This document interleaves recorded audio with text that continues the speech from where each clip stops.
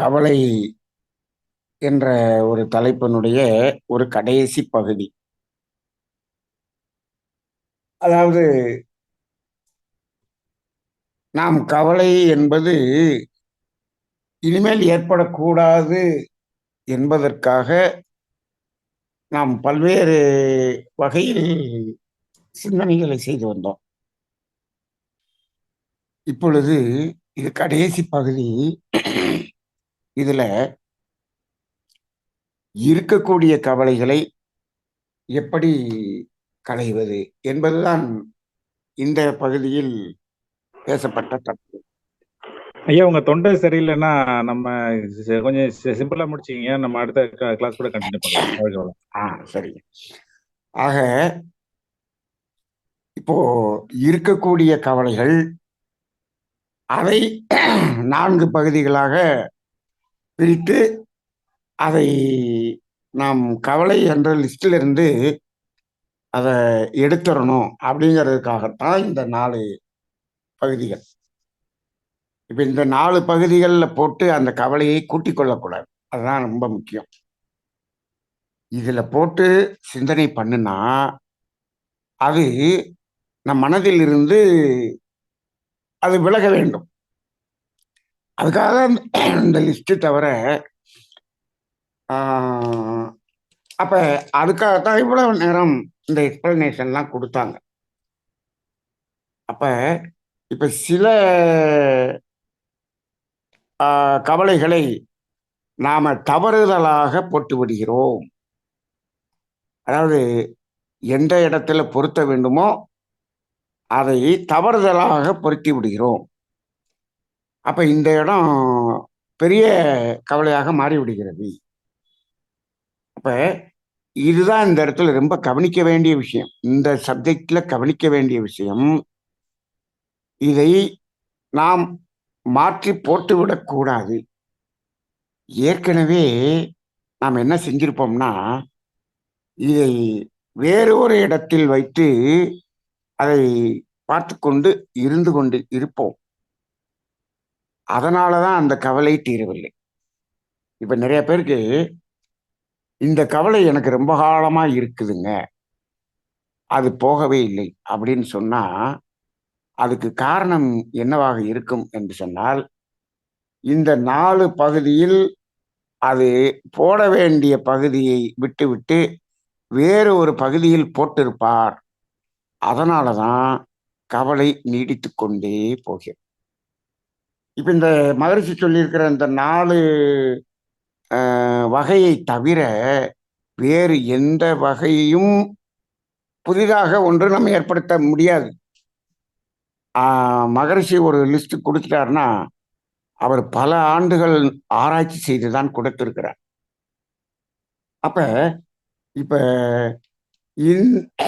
இந்த சரியான இடத்தில் அதை பொருத்தினோம் என்று சொன்னால் அந்த கவலை நம்மை விட்டு நிச்சயமாக நீங்கிவிடும். சில பிரச்சனைகள், சில கவலைகளை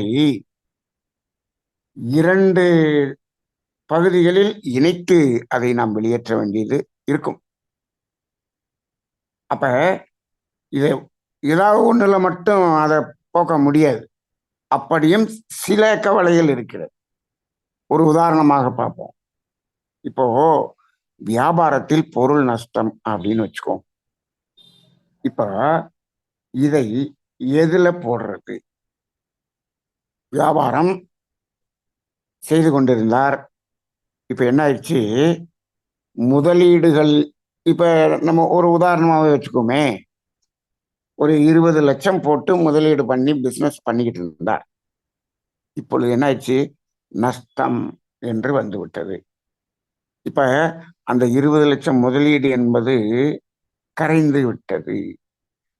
அப்ப என்ன, அது கரைய கரைய கரைய என்ன பண்ணுவாரு, அந்த கடையை தொடர்ந்து நடத்தி கொண்டே இருக்க வேண்டும் என்று சொன்னால் அதை அந்த வியாபாரம் எப்பொழுதும் போல இருக்கிறது என்று சமுதாயத்துக்கும் உறவினர்களுக்கும் அவர் காட்டிக்கொண்டு இருக்க வேண்டும் என்று சொன்னால் இந்த தவறைத்தான் நிறைய பேர் செய்யறாங்க.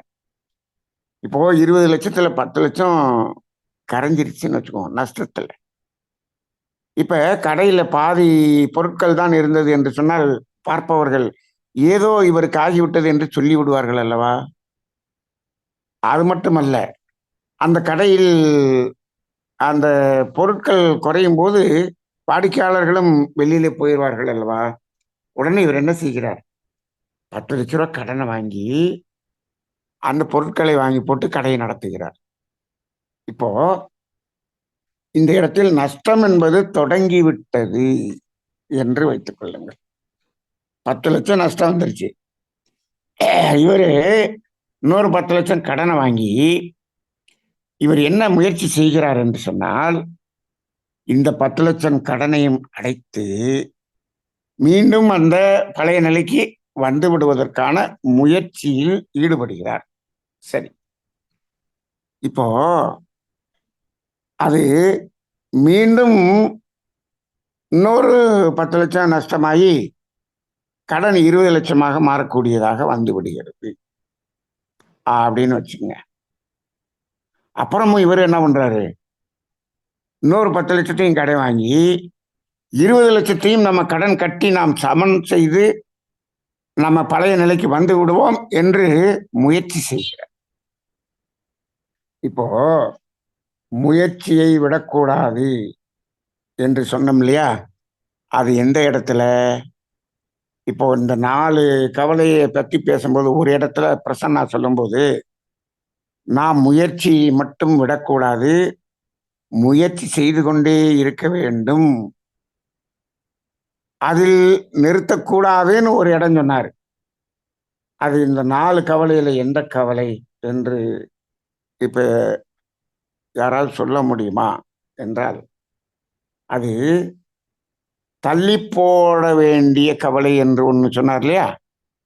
அந்த இடத்தில்தான் முயற்சியை நிறுத்தாமல் செய்து கொண்டே இருக்க வேண்டும், தள்ளி போட வேண்டும். அங்குதான் முயற்சி செய்து கொண்டே இருக்க வேண்டும். அப்ப அப்ப தள்ளி போட வேண்டியது எது? அது செய்துதான் ஆக வேண்டும், நடக்கும், அதுல எந்த பிரச்சனையும் இல்லை. ஆனால் அது இப்ப நடக்கல, அப்புறம் நடக்கும். அப்ப நடக்க வேண்டியது, அது தேவையில்லை என்று சொன்னால் விட்டு விடலாம். இப்போ தேவை, ஆனால் அது முடியும், அதில் எந்த பிரச்சனையும் இல்லை. ஆனால் அது இப்ப நடக்கல. இவ்வளவு தெளிவும் வந்தால்,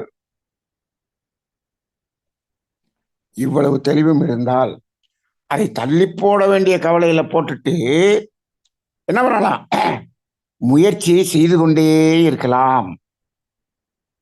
ஆனால் இங்கு இவர் 20 லட்சம் கடனை வாங்கிட்டு அவர் முயற்சியை தொடர்கிறார். எப்படி அந்த 20 லட்சம் கடனை நம்ம அடைச்சிருவோம் அப்படின்னு. இதுக்கு இந்த 20 லட்சம் கடனையும் அடைத்து பழைய நிலைக்கு வந்து விடுவோம் என்பதற்கு என்ன கேரண்டி இருக்கிறது? அப்படி நீ முயற்சி செய்து இப்பொழுது இருந்து அதை அடைத்து விட முடியும் என்று நீங்கள் நம்பினீர்கள் என்று சொன்னால், ஏன் இவ்வளவு காலமாக அந்த 20 லட்சம் நஷ்டம் வந்தது? அதற்குரிய காரணம் என்ன? அதற்குரிய காரணத்தை சரி செய்து விட்டீர்களா? அந்த நம்பிக்கை எப்படி வந்தது? அப்ப எந்த நம்பிக்கையும் இல்லாமல் இவர்கள் முயற்சியை மட்டும் தொடர்ந்து கொண்டே இருக்கிறார்கள். இந்த இடத்தில் இவர்கள் செய்யக்கூடிய முயற்சி இருக்கிறது அல்லவா, அது 100% இவர் ஈடுபாடோடு அந்த முயற்சி செய்ய முடியாது. ஏனென்று சொன்னால், இந்த 20 லட்சத்துக்கு கடன் வாங்கியிருக்கிறார். கடன் கொடுத்தவன் சும்மா இருப்பாரா? அவர் வட்டிக்கு வந்து விரட்டிக்கிட்டே இருப்பார். இங்கிட்டு ஒரு பக்கம் மன உளைச்சல், ஒரு பக்கம் இந்த கடையை மூடிட்டோம்னா அசிங்கம் அப்படின்னு ஒண்ணு. இந்த ரெண்டுலையும் உலண்டு உலண்டு உலண்டு இப்போ இவர் செய்யக்கூடிய முயற்சி இருக்கிறது அல்லவா, இந்த முயற்சிக்கு இவருடைய வில் பவர் ஒரு பாதி அளவுக்கு கூட இவர் அதில் செலுத்த முடியாது.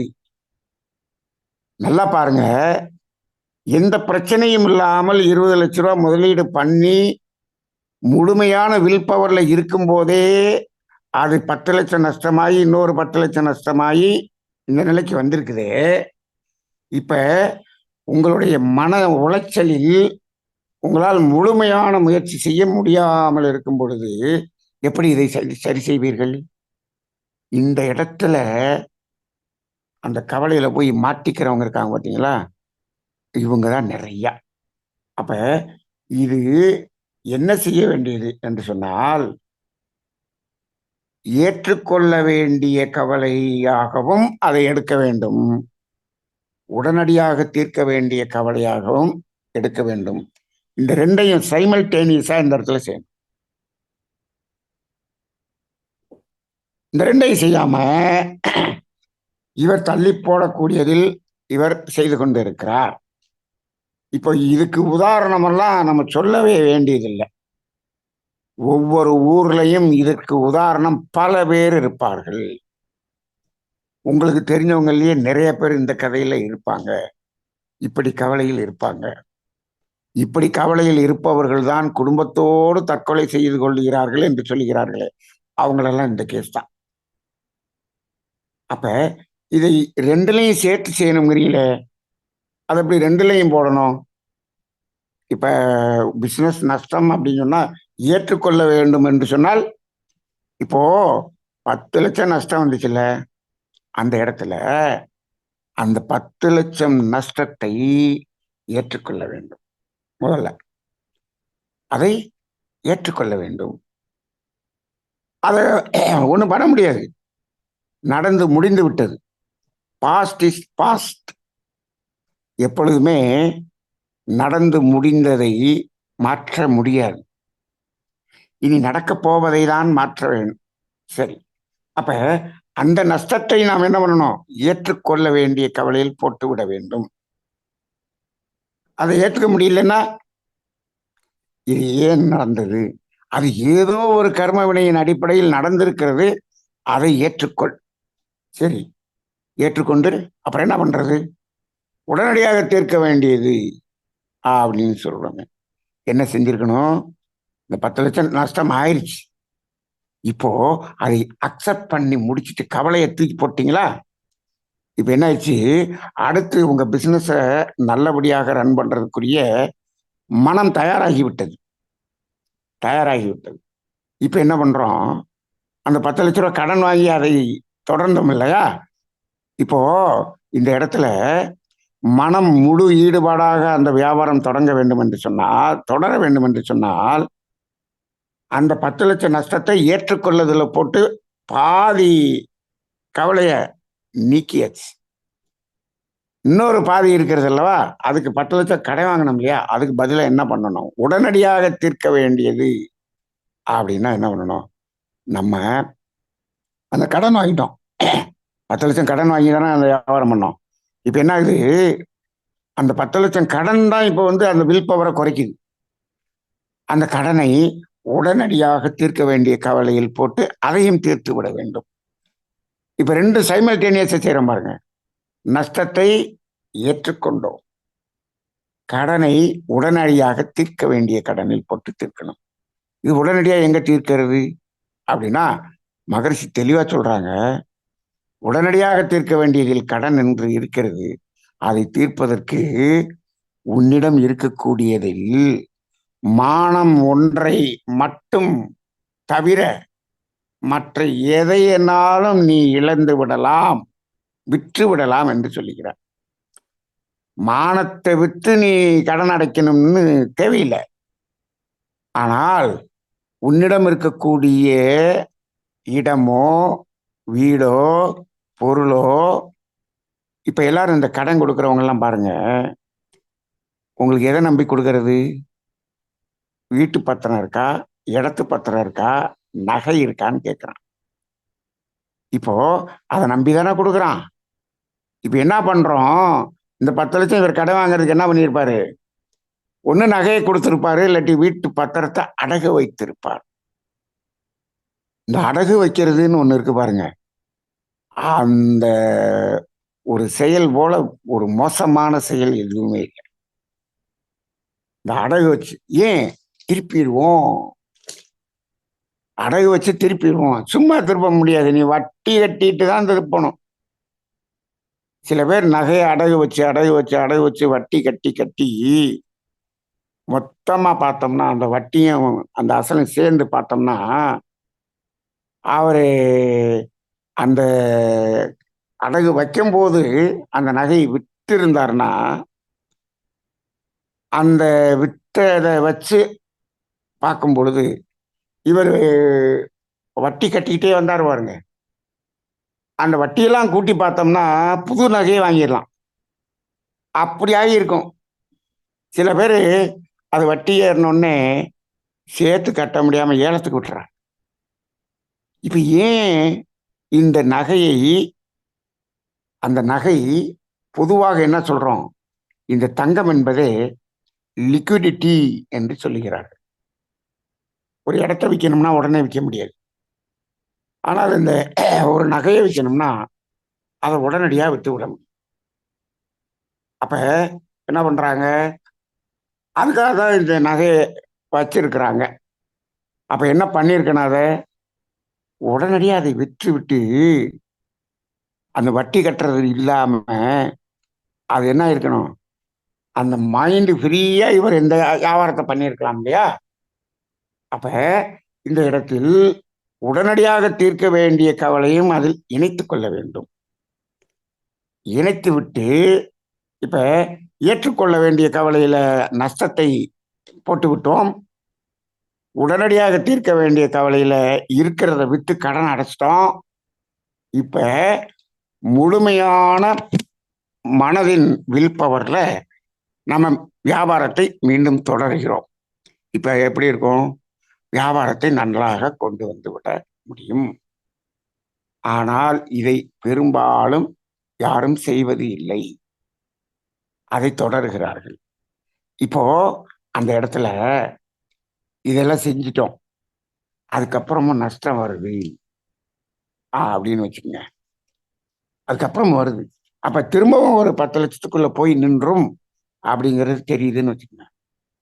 அப்ப என்ன பண்ணணும், இந்த உடனடியாக தீர்க்க வேண்டிய கவலையில என்ன பண்ணணும்னா அந்த பிசினஸை உடனடியாக க்ளோஸ் பண்ணி மூடிடணும். அந்த பிசினஸையே தொடரக்கூடாது கூடாது. இது ஏன் இப்படி நடக்குது அப்படின்னா, அவருக்கு இந்த குரு திசை, புதன் திசை, சனி திசை போன்ற பெரிய திசைகள் மோசமான திசையாக அவருக்கு நடந்து கொண்டு இருக்கிறது என்று வைத்துக் கொள்ளுங்கள். இதெல்லாம் 16 வருஷம், 17 வருஷம், 18 வருஷம். இதே சுக்கிரன் 20 வருஷம். இந்த 4 திசைகளும் மோசமான திசையாக இருந்து அது நடத்தி கொண்டிருக்கிறது என்று சொன்னால், அப்பொழுது நஷ்டம் வருகிறது என்று சொன்னால், அந்த திசை முடியும் வரை அந்த நஷ்டம் வந்து கொண்டுதான் இருக்கும். அப்ப என்ன பண்ணணும், உடனடியாக தீர்க்க வேண்டிய கவலையில் அது என்ன பண்ணணும் தெரியுங்களா, அந்த பிசினஸ் இமீடியட்டா க்ளோஸ் பண்ணிரு. இந்த இந்த திசை முடியும் வரை கம்முன்னு இரு. அடிமை தொழிலுக்கு சென்று விடு, வேறு யாரிடமாவது சம்பளத்துக்கு வேலை செய்ய சென்று விடு. அதன் பிறகு இதுக்கு அடுத்த திசை வரும் பாருங்க, அப்ப அதை மீண்டும் நீ தொடங்கி நடத்தி விடலாம். இப்போ இதுல என்ன எல்லாருக்கும் பிரச்சனைன்னா, அதை அதை முடிகிறப்ப நம்ம சொந்தக்காரங்க நண்பர்கள் எல்லாம் நம்மளை ஏதாவது நினைப்பாங்களே இப்படிங்கிற ஒரே ஒரு காரணத்துக்காக இவர் தொடர்ந்து தொடர்ந்து தொடர்ந்து அந்த நண்பர்களும் சொந்தக்காரங்களும் ரொம்ப கேவலமா நம்மளை பார்க்கக்கூடிய நிலைமைக்கு நாம் சென்று விடுகிறோம். இதுதான் இன்னைக்கு இப்போ நம்ம இந்த பேசுற இந்த சப்ஜெக்ட் இருக்கு இல்லையா, இது நாட்டிலே நிறைய பேர் இதே போல நடத்தி கொண்டு இருக்கிறார்கள். எனக்கு தெரிந்து என்னிடம் ஆலோசனை கேட்டவர்கள் சில பேர் ஆலோசனை கேட்டுவிட்டும் மீண்டும் தொடர்ந்து 4 கோடி கடன் இருந்தது, இப்பொழுது 12 கோடி கடனாக மாறிவிட்டது என்று ஆகிவிட்டது. ஒரு குறுகிய காலத்தில் அப்படி ஆயிட்டாங்க. ஒரு கிட்டத்தட்ட ஒரு 4 வருஷத்துல இவ்வளவு மடங்கு ஆகிவிட்டது. இப்பொழுது என்ன செய்யறாரு, அவரு வேலைக்கு போயிட்டாரு, க்ளோஸ் பண்ணிட்டு வேலைக்கு போயிட்டாரு. அது இந்தியாவில் வேலை பார்த்தா கேவலமா, அதுக்காக அரபு கண்ட்ரியில போய் வேலை பார்க்கறாருன்னு வச்சுக்கோங்க. இப்போ இதை முதல்லயே செஞ்சிருப்பா, இந்த பீரியட் வரைக்கும் உனக்கு இப்படித்தான் இருக்கும் என்று அந்த ஆலோசனை சொன்னோம். கேட்கவில்லை, கேட்கவில்லை. அப்ப இந்த மகரிஷி இப்போ இதை எங்கெங்க போட்டு அதை செய்யணும் அப்படிங்கிறதுல இந்த உடனடியாக தீர்க்க வேண்டிய கவலை இருக்கு பாருங்க, அதை நிறைய பேர் செய்யறது இல்ல. அதே போல உடனடியாக தீர்க்க வேண்டியதை ஏற்றுக்கொள்றத கொண்டு போட்டாங்க. அது பிரச்சனை நிறைய அழகா சொன்னார். அதாவது நோய் இப்ப பாருங்க, ஏற்றுக்கொள்ள வேண்டியதுல மரணம் என்பது ஏற்றுக்கொள்ள வேண்டியது, ஓகே. ஆனால் நோய் என்பது ஏற்றுக்கொள்வது என்பதை நான் ஏற்றுக்கொள்ள மாட்டேன். ஏனென்று சொன்னால், தீர்க்க முடியாத நோய் என்று எதுவுமே இல்லை என்ற கொள்கை உடையவன் நான். அந்த தீர்ப்பதற்கான வழியை நாம் தேடவில்லை, வழியை நாம் கண்டுபிடிக்கவில்லை, அதற்கான முயற்சி ஈடுபடவில்லை என்பதுதான் உண்மை. அப்ப இந்த இடத்துல நோயை கொண்டு போய் ஏற்றுக்கொள்ள வேண்டியதுல போடவே போடாதீங்க. இப்ப நான் ஒரு உதாரணம் கேட்கிறேன். சுகர், இது என்ன செய்யறது? ஏற்றுக்கொள்ள வேண்டிய கவலையா, தீர்க்க வேண்டிய கவலையா இப்படின்னு கேட்டோம்னா, இப்போ இங்க இருக்கவங்கலயே மேக்சிமம் பேர் என்ன பண்ணுவீங்க, இது ஏற்றுக்கொள்ள வேண்டிய கவலைன்னு கை தூக்குவீங்க. தெரியும், ஏன்னு கேட்டா உலகம் முழுவதும் சமுதாயம் அப்படி பயிற்றுவிக்கப்பட்டு இருக்கிறது.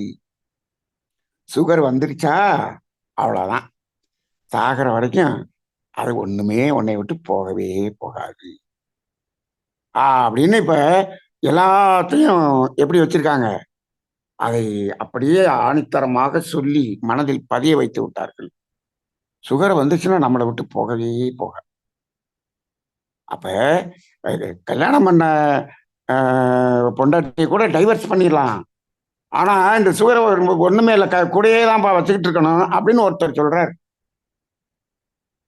இப்போ அப்ப எந்த அளவுக்கு அவர்கள் மனதில் பதிய வைத்திருக்கிறார்கள் என்று பாருங்கள். இது எதற்காக? இது போகவே போகாது, ஆனா அது உன் கூடயே தான் இருக்கும். ஒருத்தர் சொல்றாரு, இது ரெண்டாவது சம்சாரம் மாதிரி இந்த சுகரு, அது கடைசி வரைக்கும் நான் சாகிற வரைக்கும் என் கூடயே இருக்கும் அப்படின்றார். அதை சொல்லும் போது இன்னொரு நண்பர் சொல்றாரு, இல்லப்பா இதுதான்ப்பா முதல் சம்சாரமா ஆகி போச்சு அப்படிங்கிறார். எப்படியெல்லாம் பேசிக்கிறாங்க பாருங்க. அப்ப நீங்க இப்படி வந்துருச்சுன்னா கடைசி வரைக்கும் நம்ம வச்சுக்கிட்டான் ஆகணும் இப்படின்னு எத்தனை கோடி பேர் நீங்கள் நம்புகிறீர்களோ, அத்தனை கோடி போல 1000 மடங்கு கோடிகள் இந்த மாத்திரை மருந்து கம்பெனிகள் வியாபாரத்தை பிரமாதமாக நடத்தி கொண்டிருக்கு.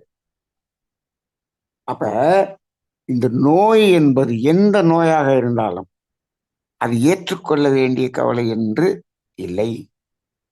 இப்போ அன்னைக்கு அந்த ஒரு நோயை பற்றி பேசிய அந்த இனியன் ஐயா ஒன்று சொன்னார்.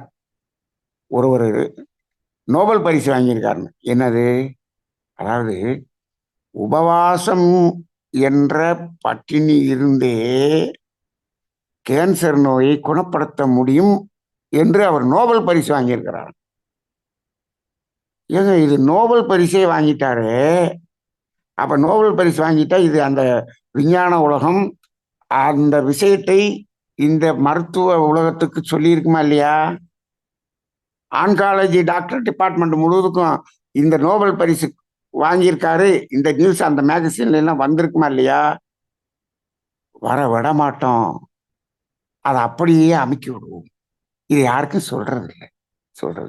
ஆனா நோபல் பரிசு அவர் வாங்கிட்டார். அப்ப அது என்ன சொல்லுது? நீ முயற்சி செய்தால் அதை என்ன பண்ண முடியும்? தீர்க்க முடியும். ஆனால் முயற்சி எந்த அளவுக்கு முயற்சி பண்ணணுமோ அப்படி செய்யணும். அப்ப இதுல தீர்க்கவே முடியாது அப்படின்னு இன்னைக்கு சொல்லக்கூடிய மருத்துவம், அந்த தீர்க்க முடியாது என்று சொல்லக்கூடிய அந்த வார்த்தை இருக்கிறது அல்லவா, அந்த வார்த்தை ஒரு நம்மெல்லாம் சகித்துக் கொள்கிறோம். அந்த வார்த்தை யாரால் சகித்துக் கொள்ள முடியாது? யோசிச்சு பாருங்க. ஒரே ஒருவரால் அதை சகித்துக் கொள்ள முடியாது. அது யாராக இருக்கும்? யாராக இருக்கும் என்றால், ஒரே ஒருவர் என்று சொல்லிவிட்டால் அவர் வேற யார்? அது இறைவனாகத்தான் இருக்கும். இறைவனாகத்தான் இருக்கும். நான் அடிக்கடி சொல்லுவதுண்டு, இந்த நோயை குணப்படுத்தவே முடியாது. நீ சாகும் வரை இந்த நோயோடு தான் வாழ வேண்டும் அப்படின்னு எனக்கு ஒரு மருத்துவர் எனக்கு சொன்னார். இப்போ அதுக்கப்புறம் என் மனசாட்சி என்ன சொல்லுது தெரியுமா? இந்த நோயோடு தான் வாழ வேண்டும், இந்த நோயை குணப்படுத்த முடியாது என்று சொல்வதற்கு தகுதி இவருக்கு எங்கிருந்து வந்தது? இவருக்கு அந்த தகுதி இருக்கிறதா? அதை கேட்டா அவர் என்ன சொல்லாரு, எங்களுடைய வைத்தியத்தினுடைய அத்துணை தலைமையிலிருந்தும் இப்படிதான் சொல்லி இருக்கிறார்கள், அனைவரும் அப்படிதான் சொல்லி இருக்கிறார்கள், நீங்க எந்த நாட்டுக்கு போனாலும் இதைத்தான் சொல்லுவார்கள், எங்க சிஸ்டமே அதான் சொல்லுது. ரைட்டு. அப்ப நீ என்ன சொல்லணும்? எங்களுடைய சிஸ்டத்தில் இதை குணப்படுத்தவே முடியாது, வாழ்நாள் முழுவதும் இப்படித்தான் இருக்க வேண்டும் என்று சொல்வதற்குத்தான் உங்களுக்கு அருகதை இருக்கிறது. அத நம்மளால இப்ப சொல்ல முடியல. ஆனால் அதை சொன்னால் என்ன சொல்கிறார்கள் என்று சொன்னால், எங்களாலேயே முடியாது என்று சொன்னால் வேறு யாருனாலையும் முடியாது என்று இந்த விஞ்ஞான மருத்துவம் சொல்லுகிறது. இதுதான் நம்ம சொல்லுவோம் இல்லையா, இந்த மும்மலங்கள் ஆணவம் கண்மம் மாயன்னு சொல்லுவோம் பாருங்க. இந்த ஆணவத்திலேயே ஒரு உச்சகட்டமான ஆணவம் இதுதான். எங்களாலேயே முடியலன்னு சொன்னா வேற யாருலையும் முடியாது. அப்ப நாங்கள் தான் உயர்ந்த மருத்துவம் அப்படின்னு ஒரு பெரிய கிரீடத்தை அப்படியே போட்டு அவங்க தலையில வச்சுட்டாங்க பாருங்க. அதனாலதான் இன்னைக்கு மருத்துவம் என்பது ஒரு நோபல் ப்ரொஃபஷனா இருந்தது, இன்னைக்கு என்ன ஆயிப்போச்சு, அது பெரிய பாவப்பட்ட ஒரு தொழிலாக மாறிவிட்டதற்கு காரணம் இந்த ஈகோ. ஈகோ. அப்ப இப்போ இப்ப வேறு மருத்துவ முறைகளினால் முடிஞ்சிச்சுன்னா என்ன பண்றது? சரி, வேறு மருத்துவ முறைகளை விட்டுருங்க. மேலர்ந்து இறைவன் என்று ஒருவர் சொல்லுகிறார். என்ன சொல்லுகிறார்? இந்த நோயை இவர் மரணம் வரை தீர்க்கவே முடியாது. அப்பா, ஒரு பிரச்சனை என்று இருக்கிறது என்று சொன்னால் அந்த பிரச்சனைக்குள்ளாகவே தீர்வு என்ற ஒன்றை நான் வைத்துத்தான் அந்த பிரச்சனையே இங்கு பிரபஞ்சத்தில் இருக்கிறது என்று இறைவன் சொல்லுகிறார். இதை தீர்க்க முடியாது என்று எப்படி சொல்றது? யாராலையும் தீர்க்க முடியாது என்று நீ சொல்லக்கூடாது. நீ சொல்லக்கூடாது. யாரு? இந்த டாக்டர் சொல்லக்கூடாது. இப்ப கூட கேட்கலாம், என்ன சார் நீங்க விஞ்ஞான மருத்துவர் எல்லாம் அப்படிதான் சொல்றாங்க, அவங்க நீ ஏன் இப்படி சொல்றீங்க? அவங்க சொல்றதுக்கு தகுதி இருக்கா இல்லையா? தகுதி இல்லை என்று நான் அடித்து சொல்லுகிறேன். ஏன் சொல்லுகிறேன் என்று சொன்னால், அதுக்கு ஒரு பெரிய ஆதாரம் நான் சொல்லுகிறேன். என்ன என்று சொன்னால், இப்போ இவருனால முடியாதுன்னு சொன்னா தெய்வம் முடியாதுன்னு சொல்லிடுச்சுன்னு வச்சுக்கோங்க, அப்ப முடியாது. இந்த மருத்துவரை விட தெய்வம் உயர்ந்ததானே? தெய்வம் முடியாது, தீர்க்க முடியாது அப்படின்னு சொல்லிடுச்சுன்னா ஓரளவுக்கு நம்ம ஏத்துக்கலாம். ஆனா இவர் முடியாதுன்னு சொல்றதை ஏத்துக்கலாமான்னா இல்லை. ஏன்? இவங்களே என்ன சொல்றாங்க, எங்களால முடிந்த அளவுக்கு பார்த்து நாங்க இதை சரி பண்றோம்னு சொல்ற கேஸுக்கு என்ன பண்றாங்க, எங்களால முடிந்த அளவுக்கு பார்த்து விட்டோம், இனிமேல் இவரை காப்பாற்ற வேண்டும் என்று சொன்னால் அது இறைவனால் தான் முடியும் என்று சொல்றீங்க. நீங்க சொல்றீங்கல்ல, எத்தனை இடத்துல சொல்றீங்க, எங்க பல இடத்துல சொல்றீங்க. இப்ப தப்பிச்சுக்கிறதுக்காக சொல்றீங்க. எங்களால முடிஞ்ச அளவுக்கு செஞ்சுட்டோம், இறைவனால தான் முடியும், இனிமேல் இவரை காப்பாற்றணும்னு இறைவனால் தான் முடியும் என்று ஒரு வார்த்தை சொல்றீங்களே, அப்ப அந்த இடத்துல நீங்க என்ன சொல்லியிருக்கணும், இந்த நோயை மரணம் வரை குணப்படுத்தவே முடியாது அப்படிங்கிற ஸ்டேட்மெண்ட் எப்படி சொல்றீங்க? எங்களால் முடியாது, இறைவனால் மட்டும்தான் முடியும் அப்படின்னு அந்த இடத்துலையும் சொல்லுங்க. அதை சொல்லுங்க. அப்ப இது சில நோய்கள் எல்லாம் இதெல்லாம் குணப்படுத்த முடியாது, நீ கடைசி வரைக்கும் மாத்திரை சாப்பிட்டுட்டு தான் இருக்கணும் அப்படின்னு சொல்றீங்க. அந்த இடத்துல நீங்க எங்களால் முடியாது, இறைவன் நினைத்தால் முடியும்னு சொல்லியிருந்தீங்கன்னா, இறைவன் நினைக்கணும்னா என்ன பண்றதுன்னு இவன் சிந்திச்சிருப்பான்ல.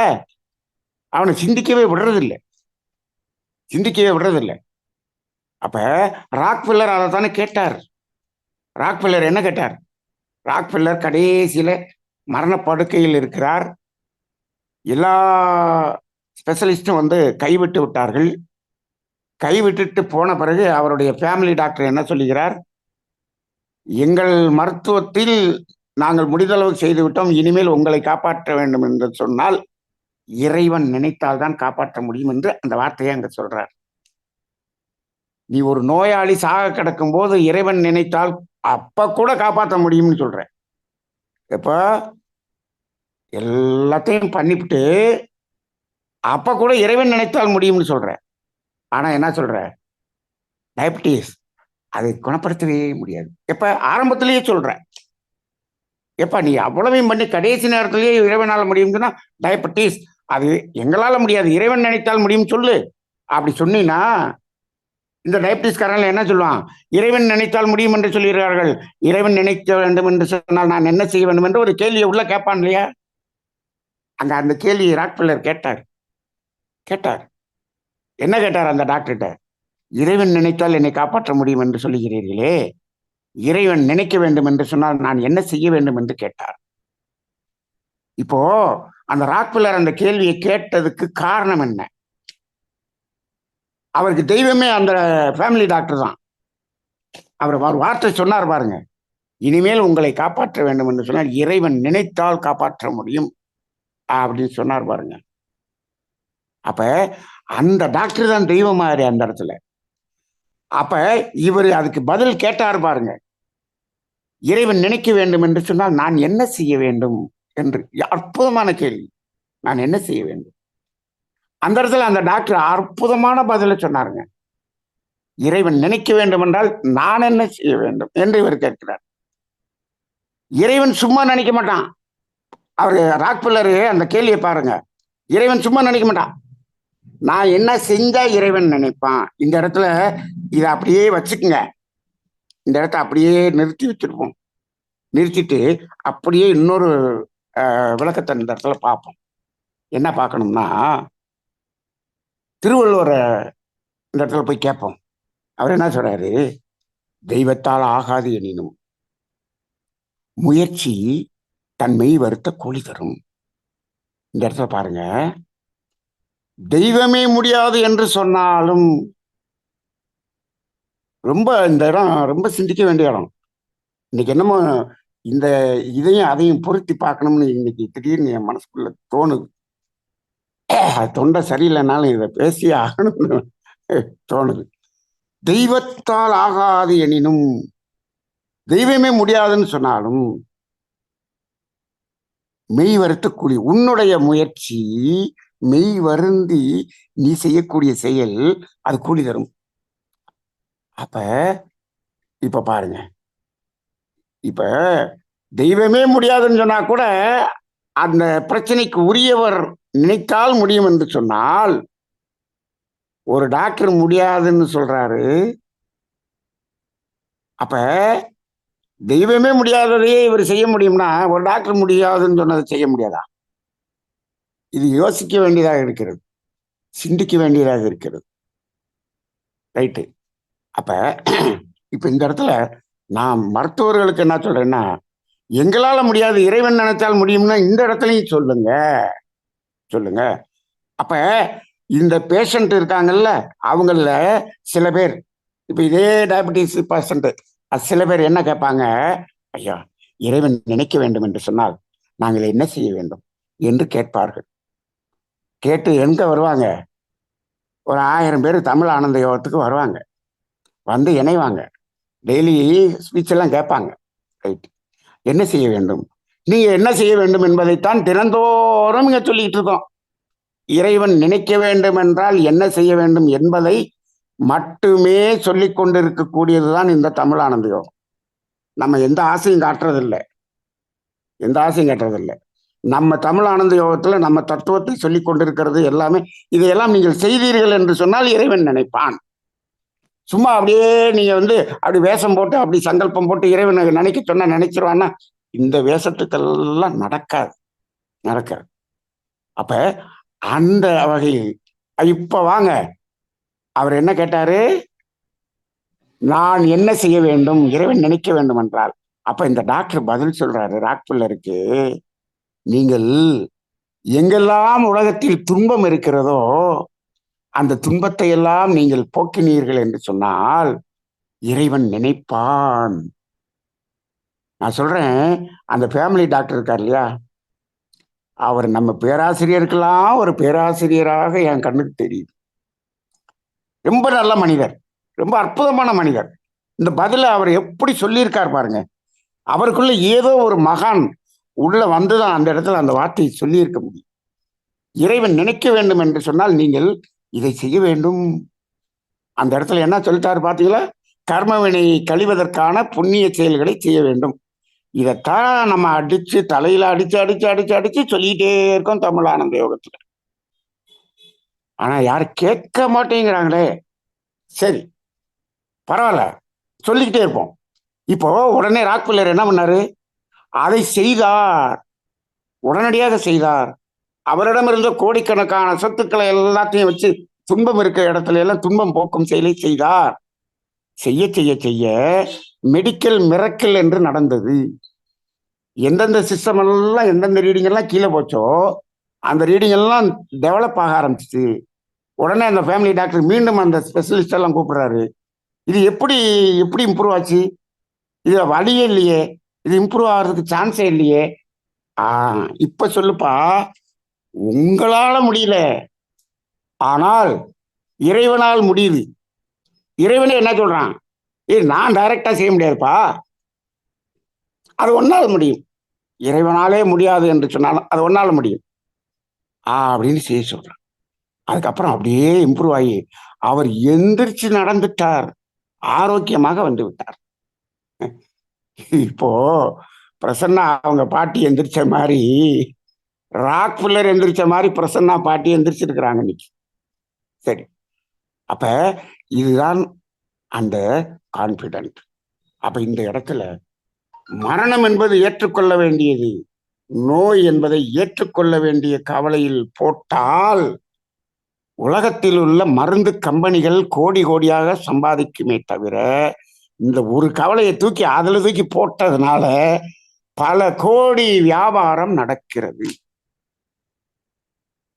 அப்ப இது யோசிக்கணுமா வேண்டாமா? யோசிக்கணும். அப்ப அந்த இடத்தில் நாம் இதை தீர்ப்பதற்கு எங்காவது வழி இருக்கிறதா? இருக்குது. தீர்க்க முடியாத பிரச்சனை என்று ஒன்று இல்லை. தீர்க்க முடியாது என்று சொன்னால் அப்படி ஒரு பிரச்சனையை இங்கு இயற்கை கொடுத்திருக்காது. இறைவன் என்ன சொல்றான், இயற்கை என்ன சொல்லுது, ஒரு பிரச்சனை என்று இருந்தால் அந்த பிரச்சனைக்குள்ளாகவே தீர்வு இருக்கிறது. ஒரு செயல் என்று ஒன்று இருந்தால் அந்த செயலுக்குள்ளாகவே விளைவு ஒன்று இருக்கிறது.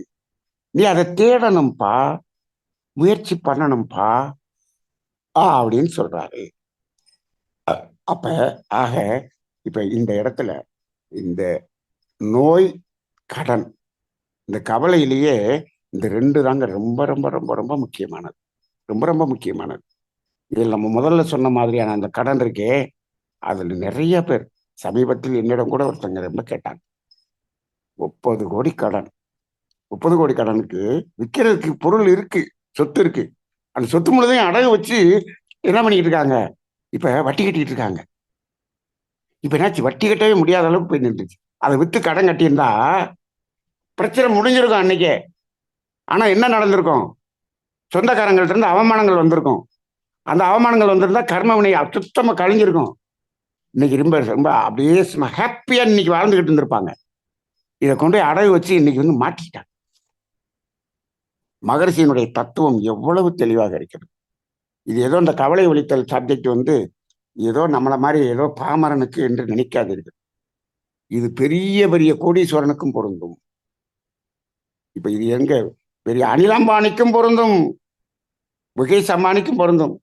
முகேஷ் அம்பானி இன்னைக்கு மேல போயிட்டு இருக்காரு, அனில் அம்பானி கீழே இருக்காரு.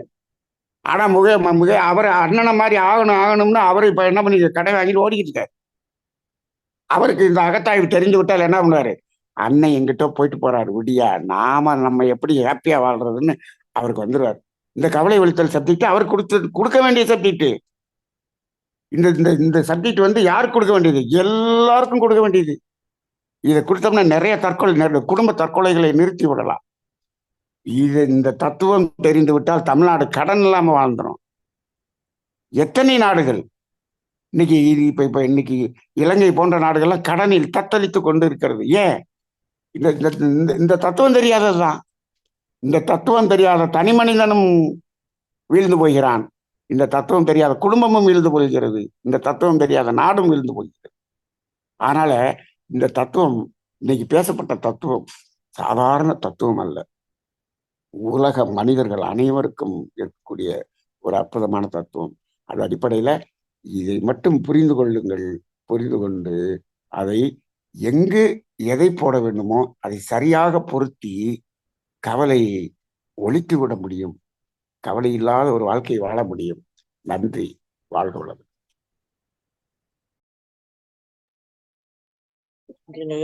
வாழ்க வளமுடன். இன்றைய சிந்தனை உரை அளித்த திரு பிரசன்னா அவர்கள் வாழ்க வளமுடன்.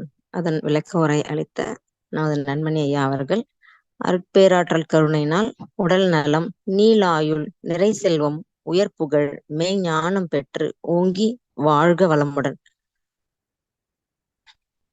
ஐயா திரு பிரசன்னா அவர்கள் கவலையினை 4 வழியில் பிரித்து களைய வேண்டும் என்ற கருத்துக்களை உள்வாங்கி நமக்கு நன்றாக விளக்கமாக கூறினார்கள்.